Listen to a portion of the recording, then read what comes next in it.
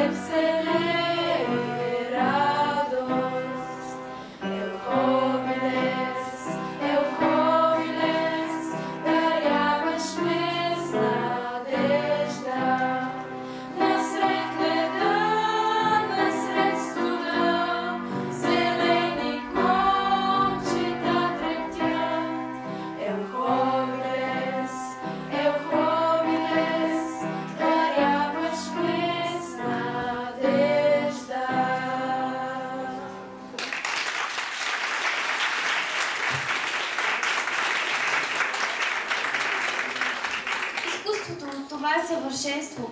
Той извира от душата като златна прелесна река. Музика, картини, слово, толкова блясък и красота. То поражда възхищение от всеки го и е достойно само за възхвала. Изкуството е велико, защото съм аз. Но като гледам тук, надали ще намеря шедьоври, сръкавки, схеми и чертежи. Но хората се занимават с наука. Моята велика идея не би била разбрана. Извинявай, но грешиш. А ти коя си? Философията. И? Спори се в своята същност, наука ли съм или изкуство, но още Платон ме нарича наука изобщо. Аха.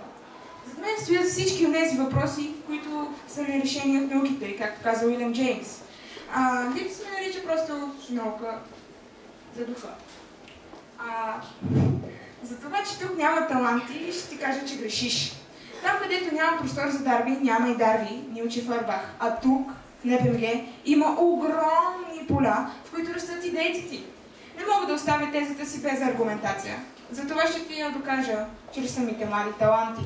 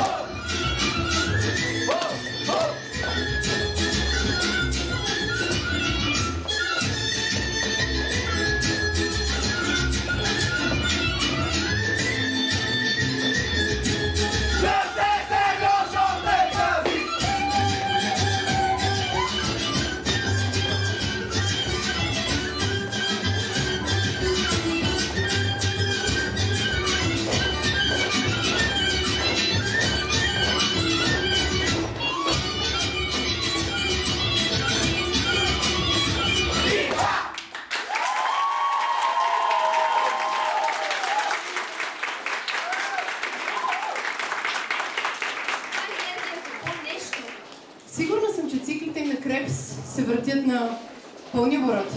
Изглеждат уморени. Определено, но и адреналинът им се е качил. Значи са изстресирани. Въглехидратната им обмяна и кръвното им веднага сигурно са завишени, но не са както преди контролно по биология. Другите деца не стига, че е стрес в училище, пък и тук в залата.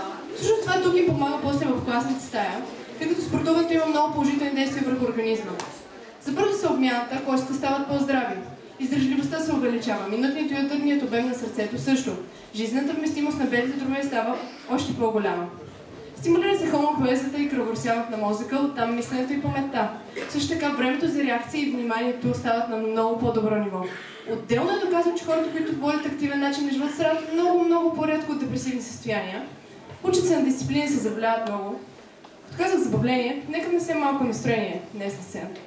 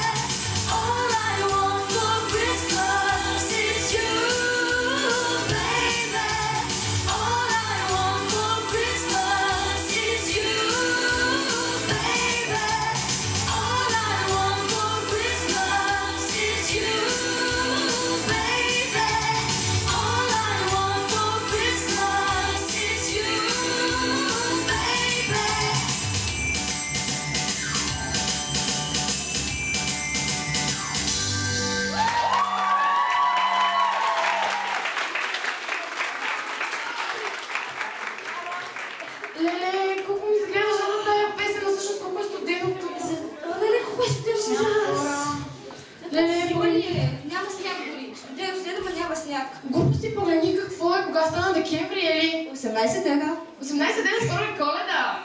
Най-светният празник. Да. С годината, който събира всички хора заедно. И им стопля сърцата. Ох, спомени. Имаме хубави спомени от лятото. И от лятото.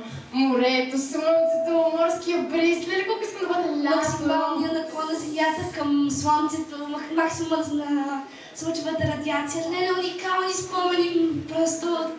Ели, аз говоря за нещо съвсем по-различно. Нали говорим за лятото? Лято се характеризира с това.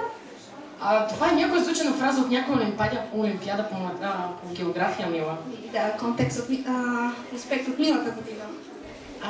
И какво ще научи на тази олимпиада? Че тези характеристики може да ги срещнеш от периода от 21 юни до 22 септември. Добре, като скок на Янка, ще кога настъпва астрономическата зима? Тя настъпва на 22 декември, 3 дена преди Коледа. Бързо, ще искаш да стане Коледа, ми се струва. Кой не иска и завършва на 20, около 20-21 март. В Южното полукълбо, знаеш какво се случва точно по това време? Не, кажи ми. Тогава е лято. Тогава защо седиме тук на този студ? Хайде, отивам в Южното полукълбо, хайде. Чакай малко, къде супер момиче. Към летище, терминал 2 на София, хайде. Не, стой!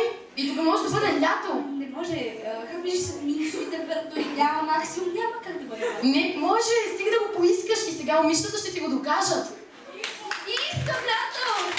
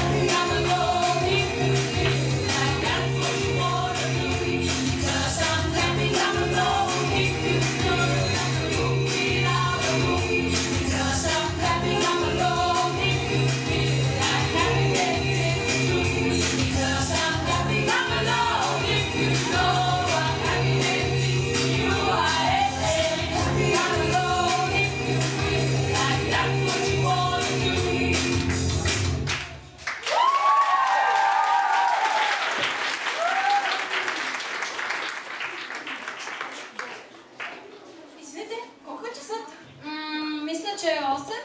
Че кога стана 8? Не е ли 7? Какво толкова? 7-8. И на двете факториал им завършва на 0. Ти още малко ще кажеш, че 7-8 е равно на 1. Всъщност е 4. Какво? Сега ще видиш. Танцовия ансамбъл към НПМГ и децата на Стефанова ще изпълни четворно хоро в размер 7-8.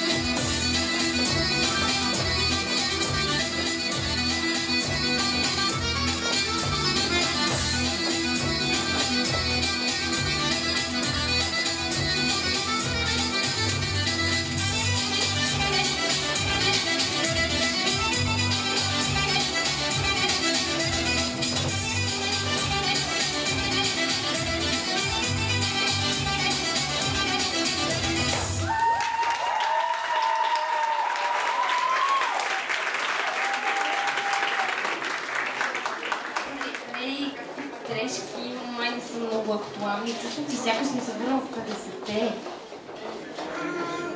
Ще направя нека корекция, без да те подценявам, разбира се. Величието ти е неоспоримо. Но именно от 50-те започва времето на модерното изкуство. Обожавам модата! Чудесно. Нека се върнем тогава в нашия ни... А всъщност ние къде се намираме? И имаме ли въобще свободата да избираме къде да сме? Следващото изпълнение може да ни даде леки насоки през призмата на музиката и тунелът на словото.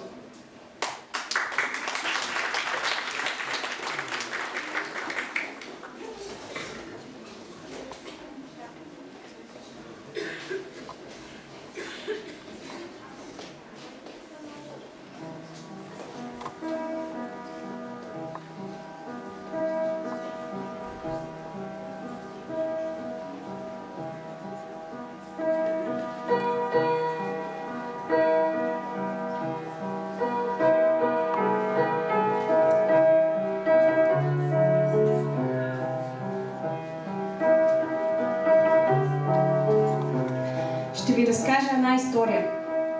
История на една игра. Играта се казва шах. Всяко квадратче е част от живота ти. Черно или бяло. Ти си една пешка измежду всички по-властни фигури. Чувстваш се потиснат от всички наредени в редицата силуети. На пръв поглед са еднакви, бели или черни, неподвижни, но всяка една си има своя цел, свой ход и свой път. Всяка марионетка трябва да спазва някакви норми, някакви правила. Не се ли подчиняваш на тази мярка на общността, си вън от играта. Общността е клетка, която налага на фигурите да бъдат еднакви, да имат ограничения, които не бива да пристъпват. Ами, какво става, когато една пешка иска да стане царица. Толкова е трудно това за нея, че може би тя би предпочела да живее в анормия. Тогава щеше да стигне до края, без да се съобразява с наложените й правила. Анархията изход ли е, за да се чувстваме свободни? Ако има анархия, няма да има игра.